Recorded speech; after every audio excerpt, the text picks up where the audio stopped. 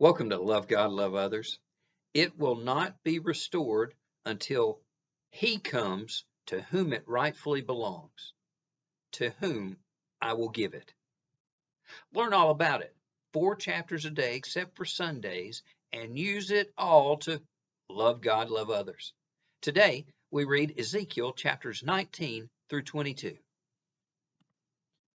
Ezekiel 19 laments kings. Your mother was like a vine in your vineyard, planted by the water. It was fruitful and full of branches because of an abundance of water. But it was uprooted in fury and thrown to the ground. The east wind made it shrivel. It was stripped of its fruit. Now it is planted in the desert. Fire spread from on one of its main branches. No strong branches left on it, fit for a ruler's scepter. What a lioness your mother was! She brought up one of her cubs. They led him with hooks to the land of Egypt. She took another of her cubs. With hooks they pulled him into a cage and brought him to the king of Babylon. So his roar was heard no longer on the mountains of Israel. Question: am I stripped down or made fruitful? Ezekiel 20 warns elders. Then I said, Ah, sovereign Lord, they are saying to me, isn't he just telling parables? Some of the elders of Israel came to inquire of the Lord. This is what the sovereign Lord says. Have you come to inquire of me? As surely as I live, I will not let you. On that day I swore that I would bring them out of Egypt. And I said to them, each of you get rid of the vile images, the idols of Egypt. But they rebelled against me and wouldn't listen. God gave his decrees, laws, and Sabbaths as a sign between them. Yet the people of Israel rebelled against him in the desert. I am about to set fire to you, and it will consume all your trees, both green and dry. Question: do I rebel or believe? Ezekiel 21 rebels openly. A ruin, a ruin. I will make it a ruin.